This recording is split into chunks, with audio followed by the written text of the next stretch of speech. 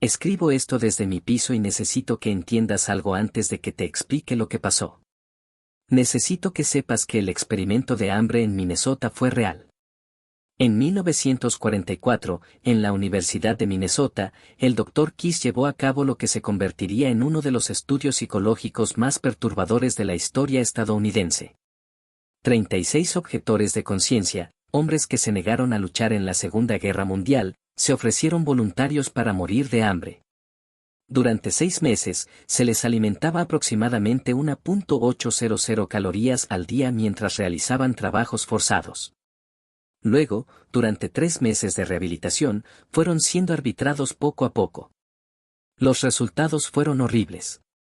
Los hombres se obsesionaron con la comida, coleccionando recetas, lamiendo sus platos, algunos incluso contemplando el canibalismo.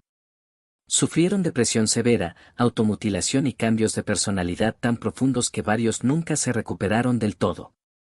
Un hombre, según está documentado, se cortó 3 dedos con un hacha, aunque no recordaba si fue intencionado o no. El experimento fue diseñado para ayudar a entender cómo realimentar a las poblaciones hambrientas en la Europa de posguerra. Se llevó a cabo en el sótano del laboratorio de la Universidad de Minnesota, en un edificio anodino que aún se conserva hoy en día. Sé todo esto porque soy consultor de demolición. Era consultor de demoliciones.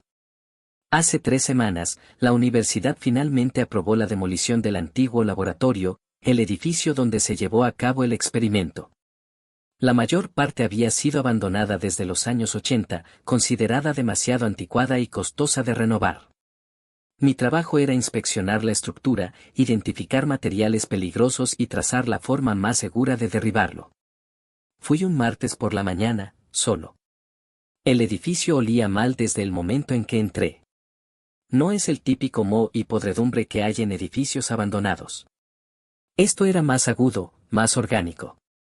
Como la planta de procesamiento que había inspeccionado hace unos años, pero con un trasfondo de algo avinazado y enfermizo.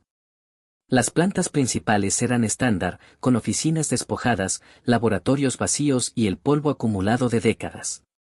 Mis pasos resonaban demasiado.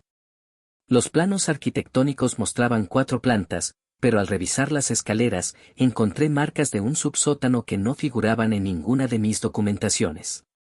La curiosidad profesional es una desventaja en mi trabajo. Debería haberlo dejado estar. Las escaleras de bajada eran estrechas de hormigón institucional que habían sido pintadas de gris años atrás. Mi linterna atrapó algo en las paredes mientras descendía, arañazos profundas, que corren paralelas al hormigón en grupos de 5. Como si alguien hubiera arrastrado las uñas por las paredes con tanta fuerza que rasgara la piedra. El subsótano era un largo pasillo bordeado de pequeñas habitaciones. En realidad, las células. Cada uno tenía un somier estrecho, un pequeño escritorio y una sola bombilla desnuda en el techo. Mi documentación decía que este nivel se había utilizado para observación extendida durante varios estudios. Las habitaciones aún tenían números plantillados en las puertas, S1 a S36. 36 habitaciones. 36 asignaturas. Sentía frío a pesar de mi chaqueta. Los arañazos estaban por todas partes aquí abajo, en los marcos de las puertas, en el suelo, incluso en los techos. En una habitación, alguien había grabado palabras en el yeso, todavía hambriento repetido en espirales maníacas que cubrían toda una pared. La letra se degradaba a medida que avanzaba, volviéndose menos controlada, más irregular. Al final del pasillo había una pesada puerta de acero con múltiples cerraduras. Un cartel decía, observación a largo plazo. Solo personal autorizado, Dr. Kiss. Las cerraduras ya estaban abiertas. Debería haberme ido. Dios, debería haberme ido. La sala más allá era grande, quizá de unos 30 por 60 pies, con un techo que desaparecía en la oscuridad por encima del alcance de mi linterna. El olor me golpeó como un puño, ese olor a planta de relleno se intensificó 100 veces. Y debajo, algo más. Algo que hacía gritar mi cerebro posterior. Había camas dispuestas en filas ordenadas. 36 camas. 23 de ellos estaban ocupados. Necesito que lo entiendas, he visto cuerpos antes. Accidentes en obras, algunos suicidios en edificios que he inspeccionado. Sé cómo es un cadáver. No eran cadáveres. Se estaban moviendo. No mucho. Solo el lento subir y bajar de la respiración. Y eran. Incorrecto. Incluso en la tenue luz de mi linterna, podía ver que estaban equivocados. Esquelético no empezaba a describirlo, eran cuerpos que se consumían a sí mismos, quemaban hasta la última gota de grasa y luego comenzaban con el músculo, dejando solo piel estirada sobre hueso y tendones. Pero eran demasiado largas. Las proporciones no estaban bien. Sus dedos se extendían mucho más allá de donde deberían terminar, rematados con uñas que se habían hecho gruesas, amarillas y curvadas. Sus articulaciones sobresalían grotescamente, rodillas y codos hinchados al doble de su tamaño normal. ¿Y sus ojos? Cuando mi luz barrió la cama más cercana, los ojos se abrieron de golpe.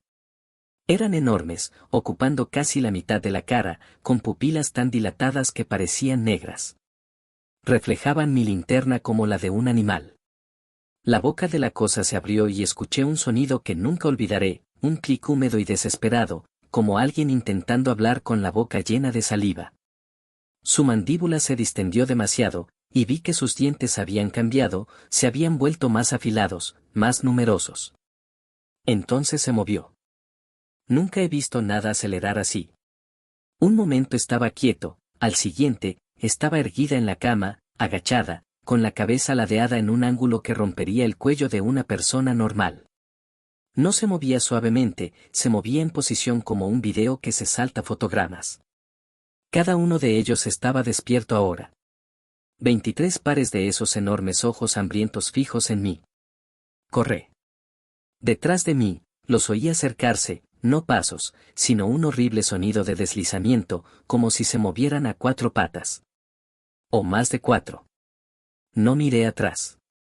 Bajé las escaleras y las subí de 3 en 3, con los pulmones ardiendo, el corazón latiendo tan fuerte que pensé que iba a estallar. Algo me agarró el tobillo. Caí con fuerza, con la barbilla crujiendo contra los escalones de hormigón. Aturdido, miré hacia atrás. Uno de ellos me había pillado. Su mano, si es que se podía llamar así, se envolvía completamente alrededor de mi pierna, esos dedos alargados encontrándose al otro lado. Su cara estaba a pocos centímetros de la mía, y podía ver cada detalle en la iluminación de emergencia de la escalera. Había sido un hombre una vez. Podía verlo en la estructura ósea, en los restos de la humanidad que aún se aferraban a sus rasgos. Pero el hambre lo había refinado en otra cosa, algo que la evolución nunca pretendió. Su piel era translúcida, con venas azules visibles debajo como un mapa. Sus ojos eran desesperados, hambrientos, locos. Su boca se abrió más de lo que debería ser posible, y vi su garganta convulsionar, la saliva corriendo por su barbilla en chorros. El olor de su aliento era indescriptible, podredumbre, ácido estomacal y algo químico. Habló. Hambriento, susurró, con voz como hojas secas. Tan hambrienta. Le di una patada en la cara con el pie libre. Algo crujió. No soltó, pero retrocedió lo suficiente como para que pudiera liberar la pierna. Subí las escaleras a toda prisa en manos y rodillas, luego me puse de pie y salí corriendo. Llegué a la planta principal. La salida estaba justo ahí, la luz del día era visible a través de las ventanas sucias. Iba a lograrlo.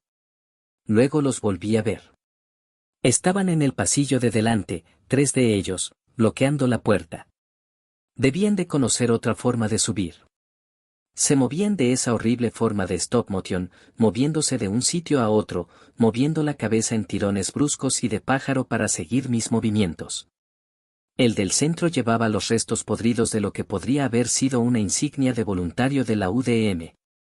Apenas podía distinguir el año, 1945. 78 años. Llevaban allí 78 años. Miré a mi alrededor frenéticamente y vi otra escalera que subía. Salí disparado, oyendo de nuevo ese correteo detrás de mí. Subimos un escalón, luego otro. Ahora estaba en la tercera planta, corriendo por un pasillo de oficinas vacías. Allí, una ventana y una salida de emergencia fuera. No bajé el ritmo. Levanté los brazos y me lancé a través del cristal.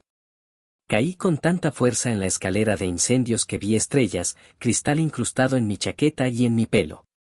Debajo de mí, los oí lanzarse contra el marco de la ventana, incapaces o sin querer seguirme. Medio subí, medio caí por la escalera de incendios y corrí hacia mi camión.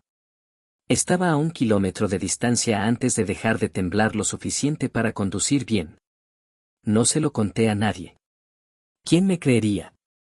Llamé a la universidad y les dije que el edificio era estructuralmente inestable, que tendríamos que sellarlo antes de que pudiera proceder con la demolición. Dijeron que se encargarían. Eso fue hace 3 semanas. Al principio, pensé que estaba bien. Agitado, sí, pero bien. Me había asustado, había escapado, se había acabado. Entonces empecé a tener hambre. No es hambre normal.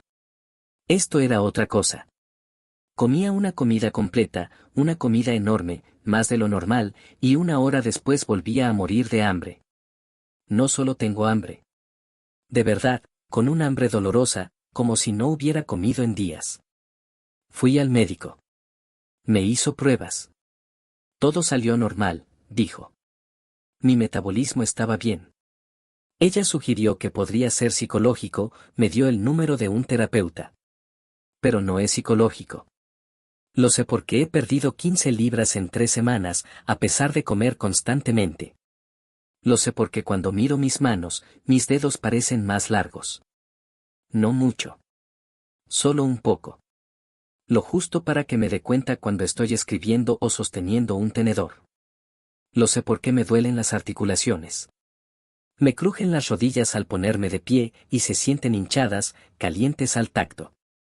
Lo sé porque anoche me miré al espejo y mis ojos parecían demasiado grandes para mi cara. Lo sé porque no puedo dejar de pensar en la comida. Cada pensamiento vuelve a ello.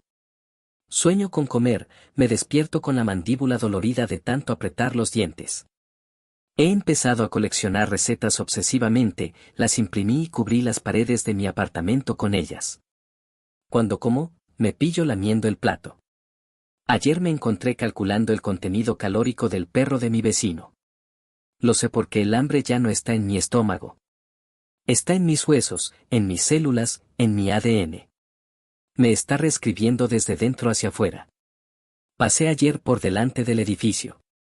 Había vehículos de mantenimiento de la universidad fuera y trabajadores instalando paneles de acero pesados en todas las ventanas y puertas. Un nuevo cartel decía, condenado, prohibido la entrada, estructura peligrosa. Lo están sellando. Sellándolos dentro. Pero para mí ya es demasiado tarde. Escribo esto como advertencia. El experimento del hambre en Minnesota no terminó en 1945. Sigue en marcha. Esos hombres se ofrecieron voluntarios para pasar hambre de ciencia, para ayudar a la humanidad, y algo en ese proceso los transformó en algo que no debería existir. Quizá fue la duración, el hambre durante tanto tiempo que sus cuerpos se adaptaron de formas imposibles. Quizá era otra cosa, algo en ese edificio, en ese sótano. Ya no importa. Lo que importa es que puedo sentir que está ocurriendo. Los cambios se están acelerando. Hoy tengo los dedos definitivamente más largos. Tuve que redimensionar mi teclado en el trabajo. Mi mandíbula chasquea cuando mastico, como si los huesos se aflojaran, preparándose para extenderse. Tengo tanta hambre que apenas puedo pensar, y comer ya no ayuda. Nada ayuda. Anoche sentí la necesidad de volver. De vuelta a ese edificio, de vuelta a ese sótano. El hambre me llama allí, susurra que el alivio espera en la oscuridad con los demás. Que ahora pertenezco allí. Que siempre he pertenecido allí. Estoy intentando resistirme. Estoy intentando resistirme mucho. Pero tengo muchísima hambre. Y mi contrato de alquiler termina el mes que viene. No creo que vaya a renovarlo. Si estás leyendo esto, mantente alejado del antiguo laboratorio del campus de la Universidad de Minnesota. No te acerques. no intentes investigar. Ya lo han sellado, pero los sellos pueden romperse. Y hagas lo que hagas, si alguna vez estás cerca de ese lugar y oyes sonidos de arañazos que vienen del subsuelo, si hueles ese olor a planta de procesamiento mezclado con vinagre y algo extraño, corre. Porque todavía tienen hambre. Seguimos teniendo hambre. Y no creo que pueda aguantar mucho más. Mis dedos son demasiado largos para escribir cómodamente ya. Voy a terminar aquí. Hay 36 camas allí abajo. Creo que uno de ellos siempre fue mío.